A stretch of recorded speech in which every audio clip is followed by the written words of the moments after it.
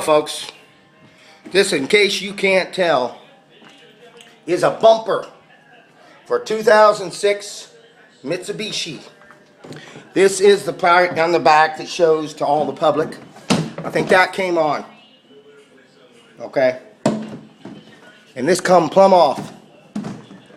So I was traveling, I guess, westbound on Medgar Evers Boulevard. And I got in the far lane into the U-turn lane and turned left.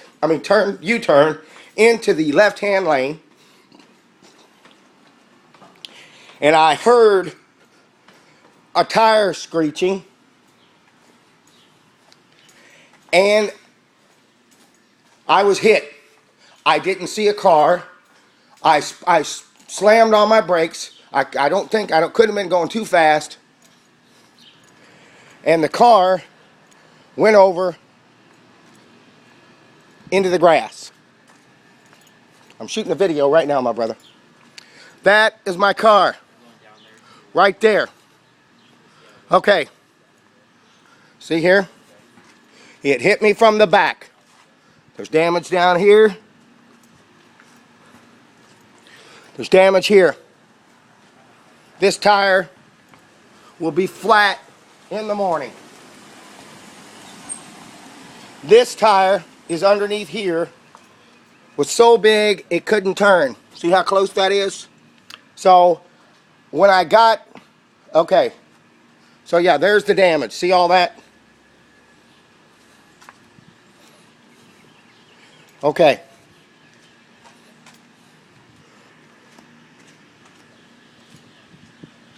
So that's the wreckage. I don't know if any of the tires are messed up. Okay, so let's finish the accident. Let's do that.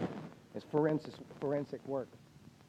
So when the accident happened, a gentleman got out of his car, and he says, "Are you all right?" And I said, "I'm fine." And I walked up to his car, and I thought I was going to faint. I was in a state of shock. I said, "Man, I'm in a state of shock. I think I'm going to faint." So I was very upset. So he got me in his car, and we drove to Dollar General to call the police. And then we talked back and forth, and I realized that I'd left my phone there. And I said, well, because I want to go. And I wrote down his plate.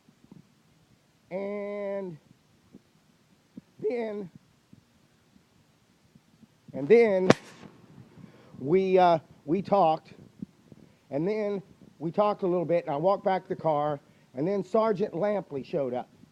And Sergeant Lampley took a full report. I told him that he hit me from behind, and it was all his fault. He didn't acknowledge who was at fault. I did smell marijuana in the guy's car. He was an African-American gentleman. He wore his pants low, but he was very respectable. He said he was sorry about hitting me, and, he was fine. He said his dad had Allstate, and I have Mercury. And it's June 10th, and Mercury has already called me, and they took a full report. They were on the phone with me an hour and 25 minutes, and they took all the details. So the gentleman hit me. There was a police report. The next thing we had to do, let's go back here. The next thing we had to do is we had to get out of the ditch, because I was in the ditch. The car knocked me out of the ditch. So I was walking back to get there, and I saw people over by my car. 2 black guys, 2 African-American guys. So I was worried they were going to ransack my car. So I walked up, but they were parked over to the side with their black truck, and they were good people. They weren't bad people. So they were there for a minute, and then all of a sudden 2 great big fire trucks showed up, and they said, "Oh, somebody must have called the fire department." And when the fire department got up, about 8 guys come out. They were all big guys. They all looked like bouncers, where that one guy says I was thrown out by a bouncer. I was thrown from a club in New York City by a bunch of bouncers, big old guys that talk about bouncing when they're not busy.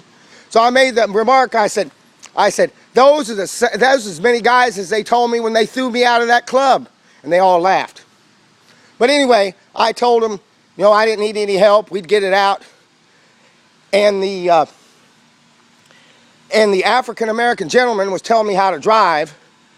And he got in the car, and he was directing me, the older guy, and I said, why don't you drive it? And he drove it right out. He figured out how to drive it. And when we got up to the top, my car's wheels were just spinning. It went, and it was spinning all over the place. And then, when I got back on the road, we were driving, and I noticed there was just smoke coming out of it. So, it was damaging the tire. So I had to figure out how to get the donut on there, you know, the little tire for the spare. So I called several people, and none of them would help. And my friend Ahmed, who is a Muslim, came to help me. And he had the stuff to help me. He had the equipment, he had everything. He took the spare off for me. He didn't ask me to do it. He did it for me. He helped me with my jack. He put the tire on there, and I went to his place, and he helped me with some gas, because I told him I wasn't doing very well. So Ahmed is the hero of the story, my friend. Okay, well, that's all I got to say today.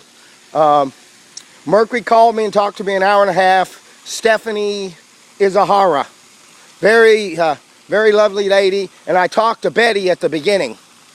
So yeah, we did fine. All right, bye-bye.